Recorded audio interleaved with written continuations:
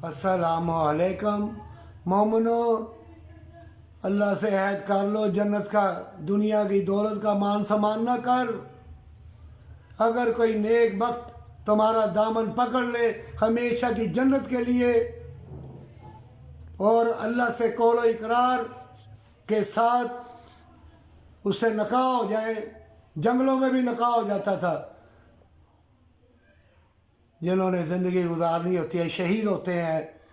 جو لوگ ان کی شادی بھی نہیں ہوتی وہ اللہ کی راہ میں شہید ہو جاتے ہیں، نیکی کے لیے شادی بھی نہیں کرتے شہید ہو جاتے ہیں، ساری دنیا کی دولت شہرت چھوڑ کے شہید ہو جاتے ہیں اللہ کے نام کے اوپر، رسول اللہ صلی اللہ علیہ وسلم کی عظمت پر شہید ہو جاتے ہیں۔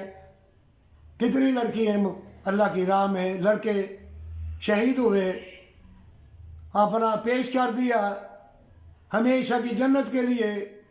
تم ہمیشہ کی جنت کے لیے آئے ہو، نہ کہ دنیا کی دولت، نہ عورت، نہ شہرت کے لیے نہیں آئے تم۔ اگر کوئی عالم دین میری اس بات کو جھٹلا نہیں سکتا، جو بھی اللہ سے عہد کر کے عہد توڑ دے، اللہ تعالیٰ دنیا میں بھی اس کو خوار کرے گا اور آخرت میں بھی۔ یہ قرآن میں درج ہے۔ دنیا کا کوئی بھی عالم دین میری اس بات کو جھٹلا نہیں سکتا، کیونکہ یہ قرآن میں اللہ فرما رہا ہے۔ اس لیے عہد کا مطلب کیا ہے؟ ہمیشہ کی جنت۔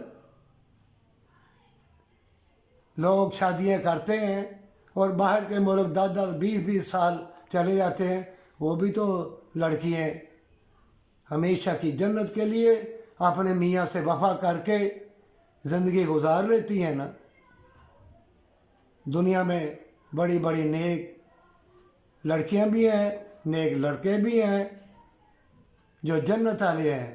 ان سے میری گزارش ہے، اے لڑکیوں جلالی نہ ہونا، اے لڑکوں جلالی نہ ہونا۔ ان کے لیے دعا کرنا جو تمہارے مسلمان بھائی یا بہنیں ذلت اور بدکاری کا لباس پہن کے مکر و فریب اور دنیا کے نشیب و فراز میں کھو گئے۔ ان کے لیے اپنے لیے پہلے خود پھول گلاب کا بن، پہلے اپنے لیے دعا کرنا، پھر ان کے لیے دعا کرنا ہمیشہ کی جنت کے لیے۔ مومنوں کا رتبہ اتنا ہے، تم کو انشاءاللہ جلد بتایا جائے گا کہ مومن کی شان یا مومن لڑکی کی شان بہت اونچی ہے۔